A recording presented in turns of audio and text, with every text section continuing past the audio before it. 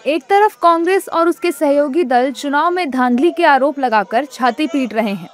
उधर जम्मू कश्मीर से इंडी गठबंधन के सहयोगी दल नेशनल कॉन्फ्रेंस सांसद चौधरी मोहम्मद रमजान ने पूरी कहानी ही पलट दी। दरअसल सांसद चौधरी मोहम्मद रमजान ने कहा है कि 2024 में विधानसभा चुनाव पूरी तरह से साफ सुथरे थे। 2/3 बहुमत से नेशनल कॉन्फ्रेंस की सरकार बनी, कांग्रेस साथ है और सब कुछ बिल्कुल साफ सुथरे तरीके से हुआ।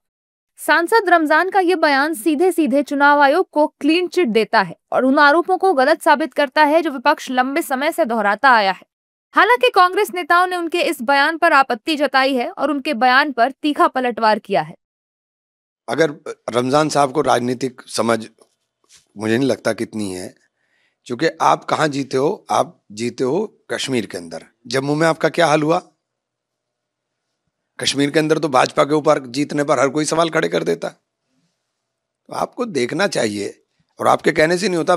90% अगर स्ट्राइक रेट हो रहा है तो आपकी एंटी इनकम्बेंसी आती ही नहीं, ये मुमकिन ही नहीं है। देखिए, कई अलग अलग लोकेशन पे अलग अलग परिस्थितियां बनती है। अभी बिहार की बात करें तो बिहार के अंदर बड़े लेवल पर नाम काटे गए।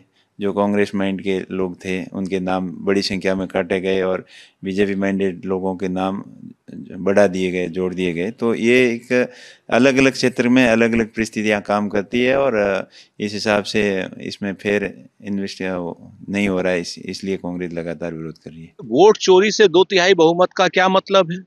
अगर वोट चोरी नहीं हो रहे होते तो नेशनल कॉन्फ्रेंस और कांग्रेस पार्टी को 3/4 से ज्यादा बहुमत मिलता।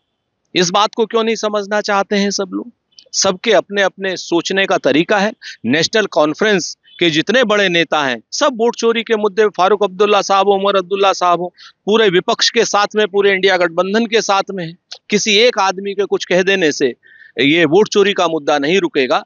वोट चोरी तो स्पष्ट रूप से वोट डकैती के रूप में बदल रही है, जो लोकतंत्र को के लिए एक खतरनाक स्तर तक पहुंच रही है। ये संविधान के ऊपर खतरा बन रही है। आज की डेट में वोट चोरी का मुद्दा देश का मुद्दा है। जानकारी के लिए बता दें कि राहुल गांधी खुले मंच से हरियाणा और महाराष्ट्र चुनावों का हवाला देते हुए ये आरोप दोहरा चुके हैं। बिहार में भी आरजेडी और कांग्रेस का यही सुर रहा। एसआईआर को लेकर भी विपक्ष संसद में हंगामा कर रहा है, मानो चुनाव व्यवस्था पूरी तरह संदिग्ध हो। इसी हंगामे के बीच सांसद मोहम्मद रमजान ने वो बात कही जिससे विपक्ष की नींव हिल गई। हालांकि विपक्ष संसद परिसर में एसआईआर को लेकर हंगामा कर रहा है।